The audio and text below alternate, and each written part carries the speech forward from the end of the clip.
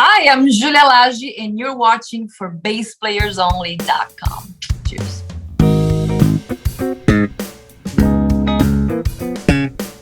Hi, everyone. John Liebman here. You're watching ForBassPlayersOnly.com, where I've taken the frustration out of learning bass so you could build confidence, have fun, and just enjoy making music, even with things like sore bones, achy joints, and getting older.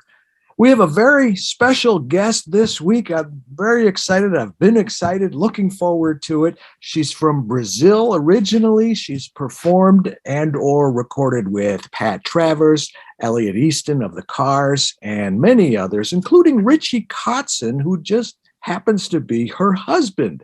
Most recently, Julia joined the all-female band Vixen, and we've got lots to talk about, so let's get started. Hello, Julia. Hi there. How are you? Good. I am good. Welcome to ForBassPlayersOnly.com.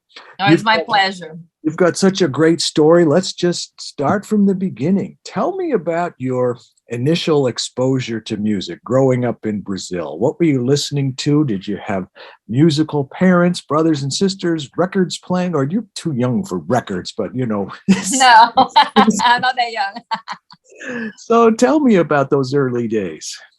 Well, the early days were very musical. My mom put me in this school that took music as serious as mathematics and everything else. So I grew up singing choirs and playing and having access to all kinds of instruments like violin, like harp, whatever, you name it. And I always had an acoustic guitar in my house. So I was always exposed to music. And then I learned to play the flute and I wanted to join the orchestra in my school, but I was always relying on my ears. So I had to do this test and I did great with the audition. But when I had to read, I was like, ugh. And then I didn't join the orchestra. And I grew up listening to classical music too, like Mozart, Beethoven, Bach, everything. So when I got frustrated about it, I was around 13. Then I was starting to listen to rock and roll. My mom introduced me to Jimi Hendrix, Led Zeppelin, everything, you name it. What a cool mom. Yeah. And we were listening to albums too. But yeah, so then I was like, whoa, I want to be a musician now. I'm a rock star. I was like, I want to be a rock star because I listened to the rock music and I wanted to play rock. I was frustrated with the classical. So then I wanted to be a drummer. Didn't work out that good because we couldn't put a drum kit in our apartment. And then funny enough, I went, okay, so I want to be a bass player. You know, not even realizing that back then I didn't realize that it was both rhythm section. It was both, you know, kind of same importance. And I was like, I want to be a bass player. And I remember listening to the bass lines on the you know, radios and stuff and trying to come up with, oh, what is he doing? And again, I was always good with the ears. So I could exactly understand what was going on. I was like, this instrument is so cool. So I started that way playing bass. I have to jump in here because most people that discover rock and roll, they want to play the guitar. And I know. Most bass players took up the bass because there were already too many guitar players and nobody else wanted to do it. It sounds like your story is different. It sounds like you genuinely found some allure, something about the bass. Talk to me about it. It was, I don't know, something about the frequency was just appealing to me. It was just, it's warm, it's not obnoxious, because I was listening to a lot of metal stuff too. And sometimes the guitar can be just like, okay, enough. Although I always loved the guitars and not lately, but after like around 17, 18, I was really listening to guitar players more than bass players, just because, you know, there was so much more going on usually, note-wise, scale-wise, whatever. And so I remember discovering, I don't know, like Steve Vai, Steve Lukather, these guys. And I was like, whoa, what's going on? And it's so cool. And you're listening to those solos, which is gorgeous. So I was listening to a lot of guitar players too, but the bass was just, I don't know, there was the rhythm, it was warm, and it could always solo. I mean, it was just a complete instrument for me. I don't know, you know. Who were some of your favorite bass players or influences? Who got your attention? Growing up, believe it or not, well, obviously there was a lot of written in Brazil. So I grew up listening to a lot of, there's this style of music called chorinho in Brazil, and it's all on the acoustic guitar. But the lower strings, they use the thumb to do the bass lines. And it's like, do-do-do-dum, do-dum, do-dum, do-dum, do-dum. And meanwhile, they're doing the chords. And it's gorgeous. So I grew up a lot listening to chorinho, and I always listened to the bass lines that was happening on the acoustic guitar. But then, later with rock, I was listening to everything, like from Geddy Lee to Police to whatever, Aerosmith to people, what's his name, a Duff playing with the pick. And then I was more inclined to listen to a little bit of slap, and then obviously Victor Wooten, but Marcus Miller was my guy. I was like, yes. So a lot of things, a lot of different, I always like to have a big variety. Obviously Jaco, when I discovered Jaco, I was like, what's this? I think everybody had that same reaction. Right. What happened? What was that? But I was too young to understand the music too. I was too like pumped up with rock and roll, and then Jaco was, jazz, completely different. And I was like, whoa. So it took me a minute to digest everything. But I remember listening, I was like, bro, you can do this stuff with the bass, So that was something that caught my attention absolutely. But how did your parents react when you became more and more interested and more serious about being a musician? Did they encourage you? Did they support you? Or did they say, no, you should go to, be a doctor, be a business person, Absolutely. My mom knew that I was going to be in music since I was young. I always sucked in everything else in school, but music and arts in general, I was super focused, and it was that was my passion. So she knew, and I joined this band in Brazil, and I was playing country music there. And by the age of 17, professionally. Country music popular in Brazil? Yes, because it was Brazilian country. So people... Barra da Saia, did I say that right? We say Baja da Saia. I like that better. Baja da Saia. Well, you joined that band when you were is that what you're talking about? Country music? Because I did see some of their YouTube videos. It was a lot of fun. It's very it's like a party music, but it is kind of country. It is country from people from the countryside of Brazil writing songs, and it sounds a little bit like American country music, a little bit like chamamés and stuff like that from Argentina. So it's a mix of a lot of stuff. We had accordion, violin, the whole thing.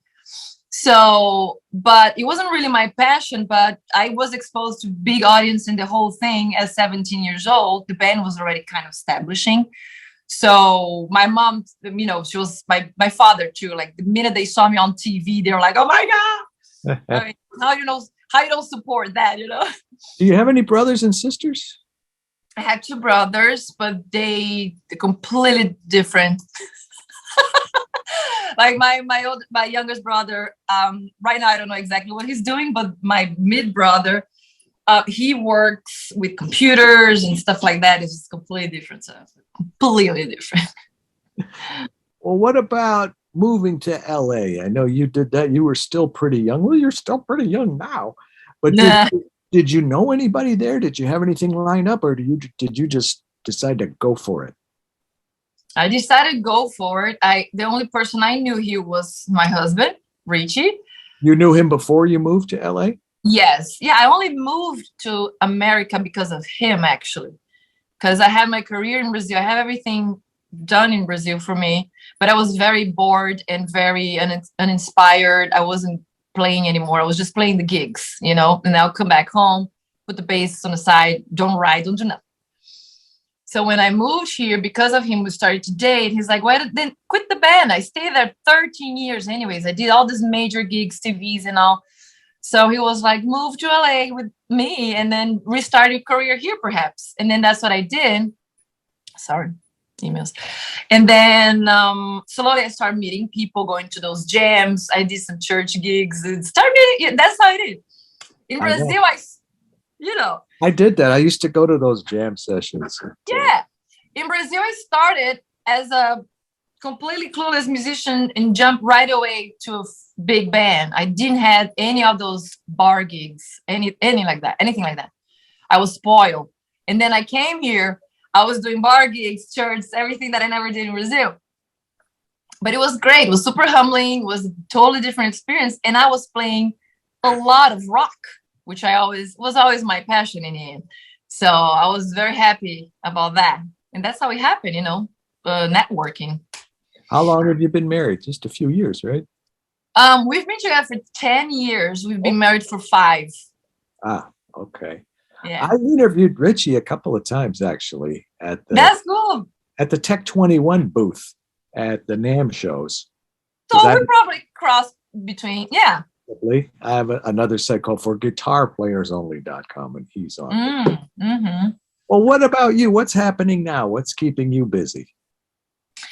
Well, good stuff is keeping me busy. So recently, Richie Kotzen and Adrian Smith from Iron Maiden, they put together this project called Smith Kotzen, and they have one full album, one EP, and just now they released this album, which is, you have the 4 EP songs in it and 5, if I'm not wrong, 5 live songs in it. So I was part of the band touring with them. So I'm actually on that album. On the live songs is me playing bass, not in the albums, but this is pretty exciting. Songs are great. They're, planning on writing more stuff and doing more stuff. We toured here in California and in UK. Great experience, and it's super exciting to tour with Adrian. Obviously my husband too, but it's, I grew up listening to Iron Maiden and Steve Harris and everything. So that's been exciting and something for sure. They're keeping the project alive. And on another hand, I joined the band Vixen, as you said, in the beginning of the year. Right. And that's been pretty awesome. We're actually working on new material too, which is always exciting. We recorded a single. We're working on another one. We're working more singles, maybe put an album together. It's a little harder for us because we all live in different states. But still, we are excited. We're like moving the needles. We're booking shows in places that they never been before. So that's good. That's great. I interviewed Britt Lightning one time. Oh, there you go. Yeah. Britt's my great friend. I know Britt for like maybe 7-8 years now. And she's the one that actually suggested me to the band when they were looking for a bass player. She was like, Julia. I was like, I'm in. Go. Yeah. And I understand you're working on a solo album. Did I remember that correctly? Yes. It's been a process. What is it? Want to tell us about it? Of course. It's been a process. During quarantine, I always wrote songs and everything, but during quarantine, I decided to really focus on my stuff since nothing else was going on. And I'm very creative, and I cannot just sit and watch TV. I had to do stuff, Really? Hard to believe. So so I released actually a few singles during quarantine, and including a Christmas song, which is random, but it was interesting. I was just creating, learning, going deep on Pro Tools and really learning the software. And then I love writing, but also arranging everything. So I was doing the guitar parts, which is hard, but I was like focusing on it, producing everything, all that good stuff. But I love doing that. And vocals and all. So I decided that I had more than enough songs to put together my own album, solo album. And now I have pretty much everything recorded. Had to work on some vocals, which for me is the most challenging one, and fix a few basses.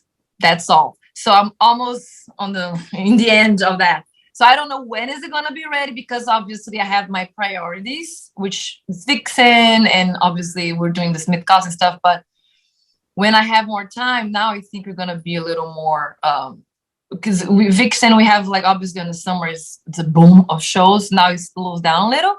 So it's good because I can actually go back and finally finish my project, my album. And it's exciting. I mean, I'm looking forward to see what people had to say about it. Well, can you tell me about the album, the music? Is it all hardcore rock? Is it different than Vixen and Smith Kotzen? It's all you. So are you Yeah. what are you trying to say? What is it that's in the record? Because you're getting me intrigued, and I'm sure are you. Yeah. Well, Well, it's interesting because obviously I have all kinds of music, so I kind of focus on the songs that were kind of similar to each other, because I'm sure I can have another album that is more not ballads but more mellowish. But I like rock and roll, right? So I love harmonies, for example. I love doing harmonies and experimenting with funky chords and funky harmonies on the vocals and stuff like that. So it is rock, but it's not metal. It's not hard rock, but it's not pop too. But I love like bands, for instance, like Heart or Alice in Chains, King's X. You can probably hear a lot of these in it just because it's stuff that I love. Some riffs, but some dark choruses, some creepy stuff. I don't know. It's hard to explain. But there's some cool parts. I love working on the bridge and do something completely out of the box too. You know what I mean? do you So have there's a title for the yeah. album, or at least a working title? You know what it's going to be? I think it's gonna be The Ride. The what? The Ride. Oh, The Ride.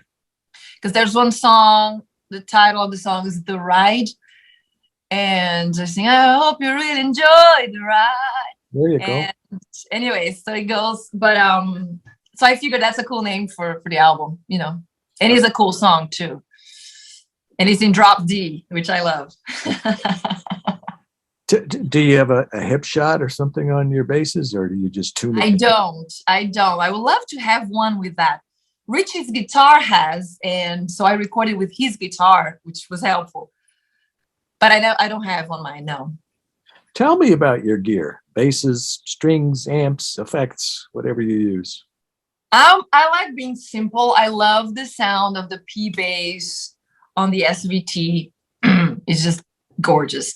I do have on my P bass, I have this 60s P from DiMarzio, which is kind of on the same shape of the Relentless pickup that he developed with Billy Sheehan. But it is for the precision. So it's a great pickup. I love it. Plus it looks gorgeous. It's right there, but anyway, it just looks gorgeous. I do that on my bass. That's the modification I have. I don't have much anything. I use Diodarios. I've been using Diodarios since Brazil, and then I kind of got used to, you know, and it works for me. I know how to get the sound that I like, so I use that, like 45 200. What else? I use the Tech 21 Fly Rig for bass, because, you know, Richie developed that with them. And I use the Rich's Fly Rig also for guitar. It's actually right here in front of me. So they sent me the one for the bass, and it had basically everything that I needed. I don't use too much stuff on a bass, especially for Vixen. I like the sound of the bass, so maybe a little more dirtier here and there, a little distortion here and there, but not much. I rarely use the compressor because I like bringing up and bringing down. I love Geddy Lee. I love that like plucking sound that he has. So I do that sometimes, but then I bring down. So I like having the dynamic on my fingers mostly. It has a Sans amp, which I've been using since I was in this country band in Brazil. I was playing with with the Music Man Stingray 5 strings that I adore. It's gorgeous. But since back then, I was using the Sans amp. I think is a great tool to have. Like, if you give me just the Sans amp, I'll be happy, you know. And, you know, the Fly Rig has a chorus that I use sometimes, and has a fuzz that I don't really use for at least for Vixen. I don't use the fuzz, but, you know, it has tuner. What else do you have? I forget now because I don't use it. There's an octave, but I don't use the octave there too. But basically, my gear usually is the SVT, my P bass, and the Fly Rig that I end up using the Sans amp, and that's basically it. I like being simple. I don't like too much complex. I like being able to rely on yourself, on your sound. I don't like to have to rely on pedals and shenanigans. And now, okay, now it sounds like shit. I like to have a good sound, solid sound coming from me in the amp, at least. You know. I like that a lot. Let's talk about bass and bass technique and learning bass. You had an interesting upbringing in Brazil. You mentioned the school that you went to and how they place such a priority on music. I don't know how much you know about ForBassPlayersOnly.com. Everybody knows us for the interviews, and people also know us for the bass instruction. It's really a bass instruction site, and people come to my site from all over the world, including Brazil, as a matter of fact. I've had several people from there. But, awesome. you know, I don't know, 50, 60, 100 countries worldwide, almost every state in the U.S. Most of the people that I attract are men in their 50s, 60s, 70s. They're not trying to be rock stars. They're not trying to set the world on fire. They have always wanted to do this, or they've always wanted to play an instrument. And they just want to get together with their friends, play some classic rock riffs, some blues shuffles, maybe some funk R&B, some walking bass. So in that context, a lot of them also, when you get old, things like arthritis and tendinitis and recovering from surgery and pain in the back, the shoulder, and all. I sound like a complaining, crotchety old man here. Oh, it's true. I get it. Well, given that context, now that you have the picture, what advice do you have for somebody like that who wants to learn bass? What can you say to those people? I think, for instance, you have to have fun with your instrument. You have to enjoy the process, because it can be annoying as hell. Like, I remember, like, growing up trying to learn bass, the teacher just shoveled me a bunch of scales, and I'm like, I want to play, I don't know, Tom Sawyer, you know. I don't want to learn this shit. Can I swear here? I'm sorry, I don't know. So you're not the first. Okay, yeah. But, you know, you go through that, whatever, but you have to have fun. So for sure, if you're not going to be professional, or if you're not going to, you know, go out and rock, whatever, definitely just have fun with the instrument. Try to learn the songs that you love the most. And you're going to learn a lot learning songs. Like, for example, whatever, you're going to learn a hard song, like have a piece right there, like a feel that is very complicated. The minute you learn that feel, you're going to automatically be learning a lot of techniques to go over that feel. Otherwise, you can't do it. If you have someone that can help you with, like, for example, the way you're going to put your fingers. I see people playing like with fingers, like I don't know, like that, or like never using the pinky, stuff like that. This is just harder on you. So if you can have someone to show you, okay, listen, you can use, you know, everything, and you can relax. If you have someone that can tell you how to relax your hands when you're in an instrument, because everything is easier with the right, how do you call that, digital, with the right fingers in the right places you're going to use it. But so that, for that, probably you need a good teacher. But you have to tell the teacher to, hey, listen, I want to learn how to play certain songs. And I truly believe I learned so much on the bass by learning songs and learning harder songs, you know, and I had to have fun. Otherwise, I would not play anything, because it's boring to sit there, metronome, dun, dun, dun, dun, dun, whatever. I mean, it's if you don't want to go through that, just learn the song, and maybe slow down the song if it's hard. Play the song slower. That's what I did, you know. For me, that's what it made sense to me. I can only say what made sense to me. So I guess that's a good start. I mean, just learn songs, learn good songs too, you know, all kinds of songs. You hit on a couple of very good points. When I teach, and the material, the curriculum I have on my site, it's not just scales for the sake of scales. Everything I write grooves. Who says scales can't groove? Not me. My scale stuff grooves. So there's nothing wrong with learning your scales, because there is an application for it. But I always ask my students, okay, they say, oh, I learned all my scales. I learned all my modes. I say, okay, do you know what you're supposed to do with all those notes in order to, you know, make music? Because that's what we're here to do. So I think you hit on a very good point. You also raised another question. to relax your hands. What do you do to relax your hands? Well, I learned like if I'm playing too much, you have to learn how to pause it too and really relax. Because back in the day, I would go a lot and force myself and it will hurt. And I keep going. There's no need for that. You have to stop. Actually, you might injure yourself if you don't stop. So definitely do some, slowly. Don't go wild and do that because that hurts too. So it has to bring flow, bring blood flow, movements like that. Like recently, I've been feeling a pain in this finger right here in this joint, which is not good because that's my main finger. But so trying to, bring the blood flow. I use some CBD stuff, but I think you're trying to say also relaxing to play. That's, I quite honest, don't remember how I made that transition. Because in the beginning, I remember I feel a lot of pain in my right here, like, like doing that. And I remember, I think I tried to play without having my finger here. And I was kind of doing stuff like that to acknowledge more those and forget this, because everything was pressuring on this part of the finger. And I had a lot of pain. I don't recall, it's been 20 years now, but I don't recall how that transition happened. But I remember slowly I was able to, okay, I'm not feeling so much pain. And again, you have to try to stretch your fingers, because then if you're using a lot of this, you're doing a lot of movements unnecessary and you're making this compressed somehow. You just have to know how to open this like this to be easy. But for that, I'm just looking at you. You're not holding a bass. You're doing this on your arm, but I'm thinking your hand position is so good. it developed that way. That's quite a span too that you have there. Yeah, I know. It's a lot of this. Well, that's where I can't even do it.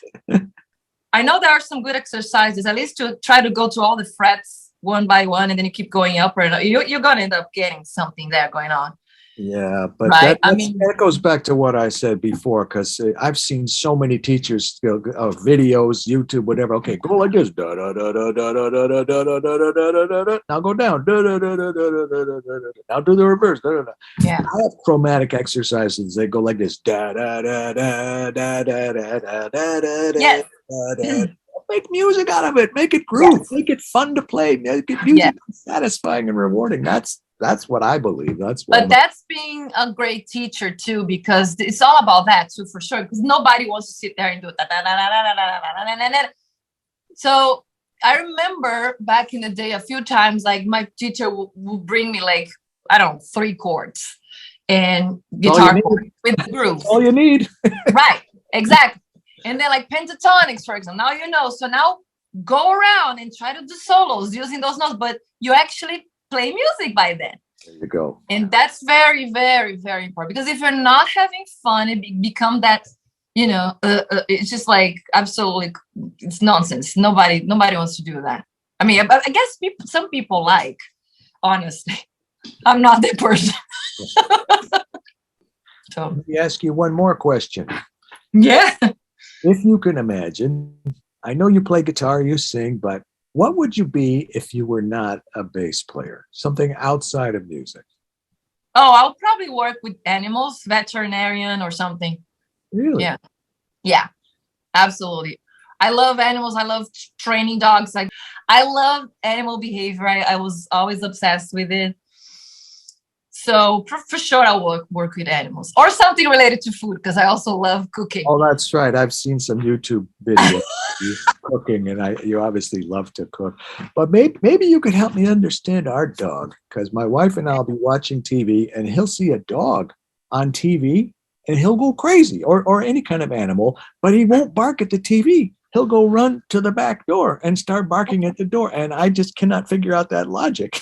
He's probably protecting your house. He probably hears, some threats, and he's just, okay, whatever this is coming. He doesn't know it's coming from the TV or from the sound. Whatever this is coming from, I'm gonna go make sure that everything is guarded. I'm here to guard the house. They're doing their job, Well, Julia, this has been so much fun, and I've been looking forward to this because I knew it was going to be fun, and I'd love to have some of your energy. Congratulations on Vixen and good luck with the record, and say hello to Richie and much luck, continued success to you always. I look forward to meeting you in person.